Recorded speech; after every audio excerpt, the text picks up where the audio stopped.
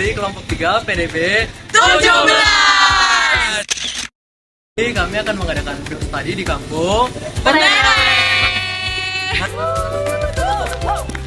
Dari PDB 17 kelompok 3 sedang menuju ke lokasi field study.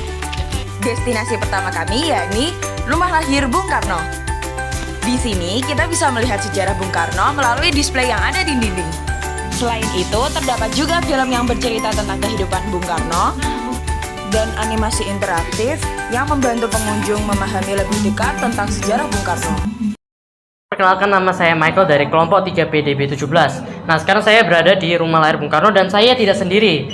Di sebelah saya adalah pemandu di Rumah Lahir Bung Karno. Boleh perkenalkan diri, Kak, namanya? Oke, perkenalkan, nama saya Meli. Jadi saya pemandu di sini dan kebetulan saya magang juga di sini dari Universitas Negeri Surabaya. Oh, baik, Kak Meli. Jadi saya ada sejumlah pertanyaan. Yang pertama itu, apakah benar bahwa ini adalah Rumah Lahir Bung Karno? Benar, jadi tentu rumah ini tuh tidak serta-merta langsung dikatakan Rumah Lahir Bung Karno. Jadi dari pemerintah kota Surabaya dengan komunitas pecinta sejarah di Surabaya, termasuk dosen-dosen dari universitas-universitas yang ada di Surabaya juga, itu melakukan penelitian sekitar tahun 2008 sampai 2009, yang bahkan penelitiannya itu juga sempat mencari arsip-arsip jejak-jejak tulisan dari Pak Karno sendiri sampai ke sampai ke perpustakaan yang ada di Belanda, Leiden, gitu. Jadi memang akhirnya sampai pada akhirnya ditemukan bahwa tepat di Penele di rumah ini di Gang 4 Pandean rumah nomor 40 adalah rumah di mana Pak Soekarno lahir, begitu. Pemandu pun menyatakan bahwa orang tua Bung Karno pindah dari Bali ke Surabaya untuk tinggal di rumah lahirnya pada tahun 1898. 2 tahun kemudian, Bung Karno lahir dan tinggal di rumah lamanya selama 5 bulan, lalu pindah ke Jombang. Rumah ini sendiri mengalami renovasi dari awalnya rumah kontrakan yang beralaskan tanah hingga menjadi rumah yang layak ditinggali. Destinasi selanjutnya yaitu wisata Sumur Jobong. Selamat pagi semuanya, perkenalkan nama saya Malik Asyara Majid. Saya dari kelompok 3 dari PDB 17. Di sini saya akan mewawancarai salah satu tokoh lokal dari Kampung Penele, yaitu Pak Novi sebagai pengelola parkir. Saya akan mulai pertanyaan, yaitu yang pertama,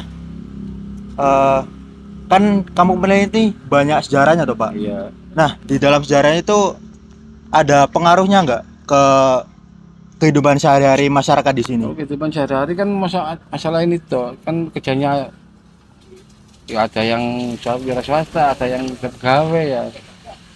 Sama mengunjungi, kita ikut mengikuti kegiatannya, kita yang jawab.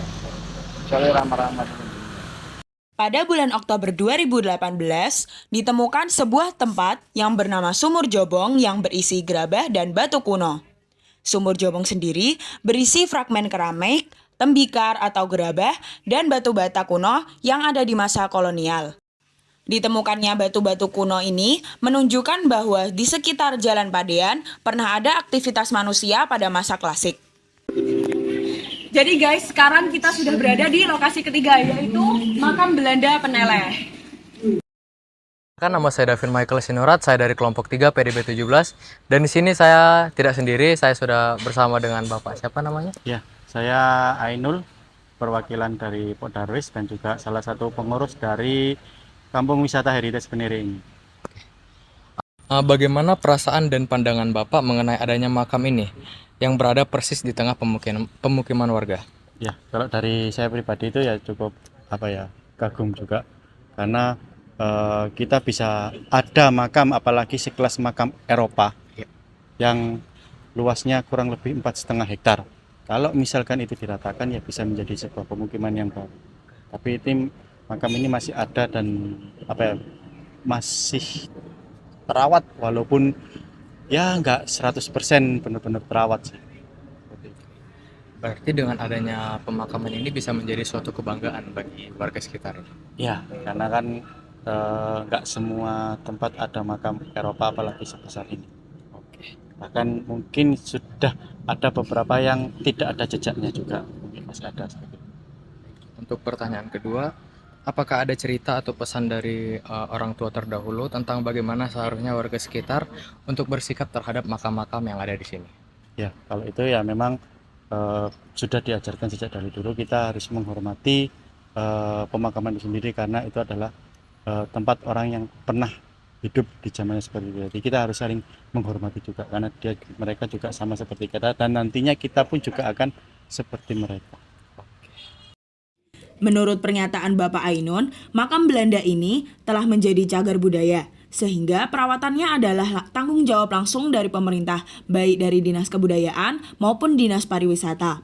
Maka dari itu, apabila terdapat makam yang rusak, pengelola akan langsung melapor ke dinas dan pihak yang berwenang. Pak Ainun juga berpesan untuk generasi muda bahwa kita harus belajar dan mengetahui sejarah langsung dari sumbernya agar tidak terjadi misinformasi. Hai semua, jadi di sini kami kelompok 3 PDB 17 sudah selesai melaksanakan field study kami di Kampung Penele. Sekian dari kelompok kami, sampai jumpa di next trip dan dadah. Bye bye.